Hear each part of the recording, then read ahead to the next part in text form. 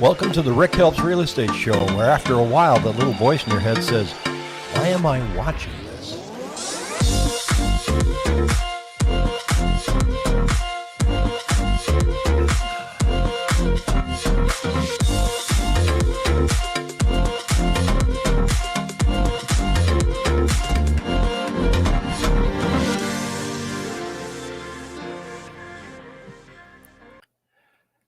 Good morning. Here we go again. It's Tuesday, February 16th, and I'm in Phoenix. It's supposed to be a whopping 65 degrees today. One of my favorite cities, San Antonio, got 4 inches of snow yesterday. Texas is in a deep freeze, and power is out just about everywhere. The grid can't handle it. And I guess Texas is one of the few states that doesn't have a very effective system to buy power from other states. I had a client once, and that's what he did for a living. He's from Canada, and he had a room, an office, and then he also had an office in his house, and it was just nothing but a wall of monitors with all these graphs. And he tried to explain to me what he does. So if it's really warm in Detroit and air conditioning is eating up the power grid, then they buy power from Canada, and he's the broker. So he works on the bidding. So he says, okay, I can sell you this from this power plant. Are you willing to sell this to Detroit? And he does it nationally. It looks very confusing, but evidently Texas doesn't have that system set up. And there are people that, one of my friends, she sent me a text yesterday and said that it was 53 degrees inside of her house. Power came on briefly and went off. That's not good. That's cold. And they're not expecting them to have power the rest of the day. And the only power that they have now are some windmills, wind stations that manage to thaw out so they can start spinning, but it's not enough to do anything. So anyway, enough about Texas. Here in Arizona, I'm going to go over a couple of things. I'm going to show you the inventory numbers again. And I made a mathematical mistake yesterday that I'm going to correct today. I had one of my subscribers actually get a hold of me yesterday, and guess what? I was wrong. So I'm going to correct that today, and I still have I still come to the conclusion that we're not going to see a crash. So I'm going to dive in a little bit, give you some details at that. And I do get questions too that ask me about specific cities, like how's Tucson, what's going on in Flagstaff. When I share these inventory numbers and the plight of real estate, it's national. So this shortage is everywhere. I think it's probably a little more severe here, but what's going on in Phoenix is going on everywhere in Arizona. So there isn't one city that you're going to be able to say, oh, okay, I can find something down there without a bidding war. It doesn't exist yet. So what we're looking at this morning, 4,451. Tuesday is always the lowest day. It held that reputation today. So 4,451. The 7-day moving average still has us gobbling up more than 250 homes than what came on. So it doesn't look any better. And we have, if I look at, I always track this one little neighborhood in Ocotillo. I just draw a line around, and it's just kind of a barometer. Normal, when I say normal, but the past few years, as I was looking at that and tracking Sun Lakes, Ocotillo would always have between 65 and 85 homes on the market. Quite a bit of variety. You could find $1 million homes, $350,000 homes. Today they have 6. So pick one. Sun Lakes is even more staggering, and the over 55 communities tend to have their own little economy. I mean, everybody's already retired, right? For the most part. And January is usually when the inventory, ticks up, but we don't have any snowbird traffic this year. It's not as big. So they're not coming out, and when they come out from Michigan, they tend to put their house on the market while they're here. Instead of, putting it on the market in summertime. So we get more listings starting in November, and we usually run about 125 in Sun Lakes. Sun City has considerably more. But today in Sun Lakes, we only have 19. That's really amazing to me that the over 55 community is that low. Now, if I look on my overall searches and I look at over 55, there's plenty out there. I think there's 260. But by and large, everywhere it's rough. Now, where did I make a mistake yesterday?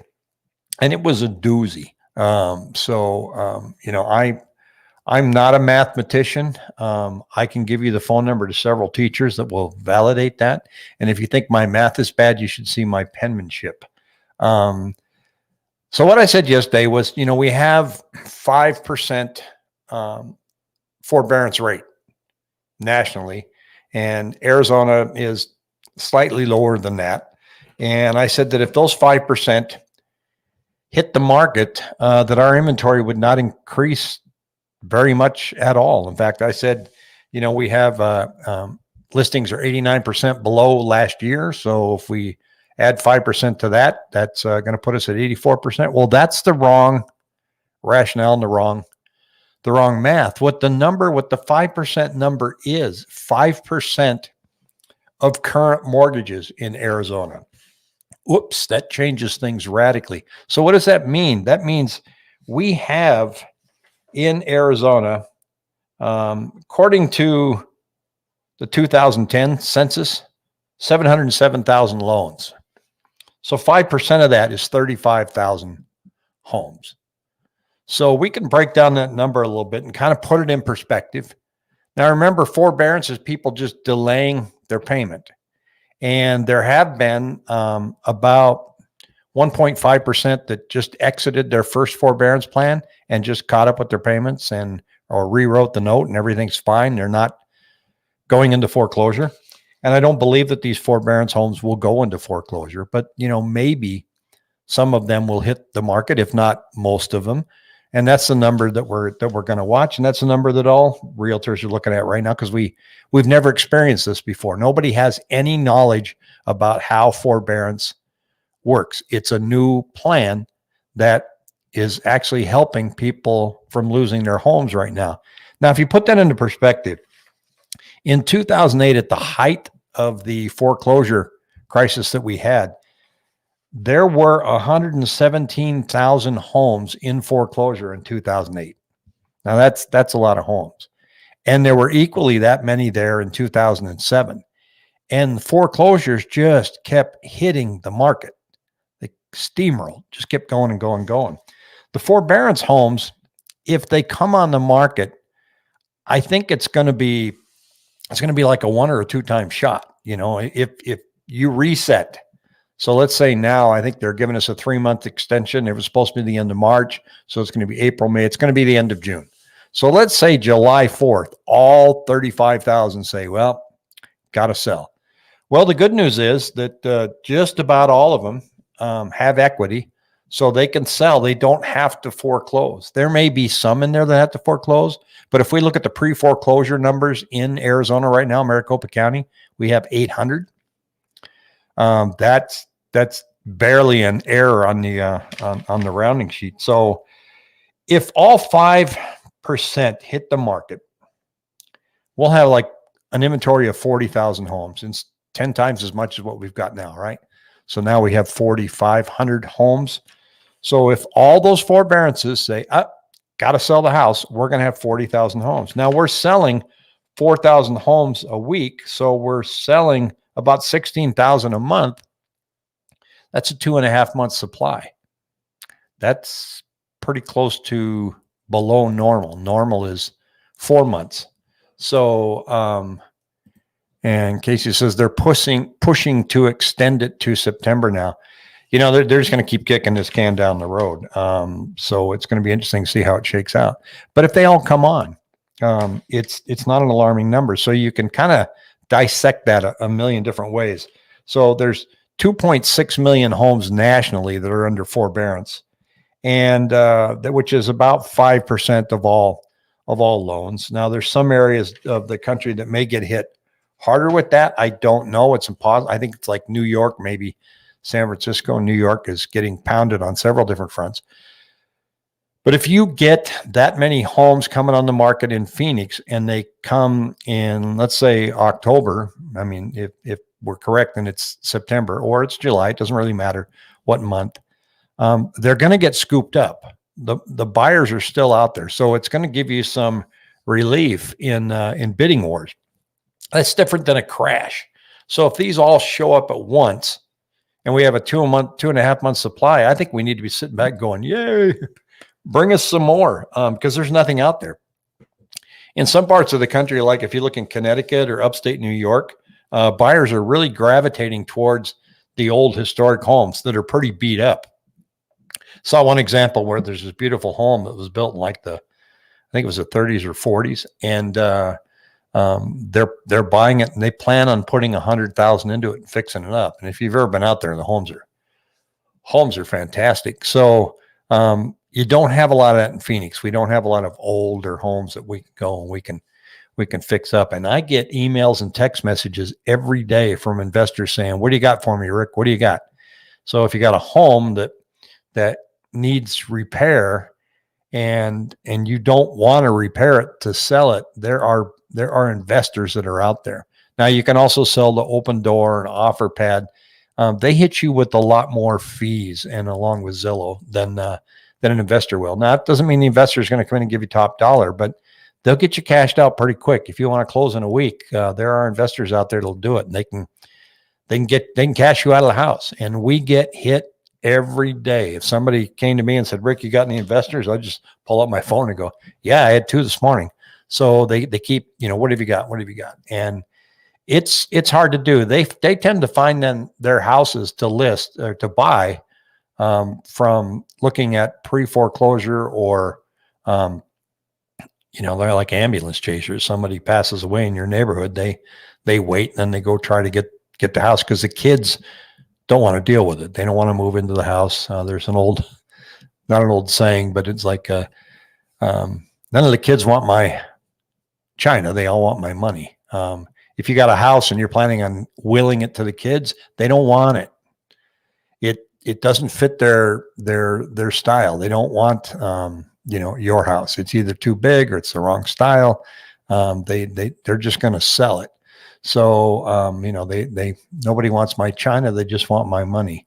So, getting back to the forbearance numbers, we need to watch it, and it's still going to be the same story. We still have to look at how many homes are coming on the market and how many are going. So that's going to be when the blue line finally goes over the yellow line. And I'm going to show you what I mean again. And I was talking with our YouTuber yesterday and I said, got a question for you. I said, am I boring you guys by going over the numbers? Cause I said, it's almost the same thing every day.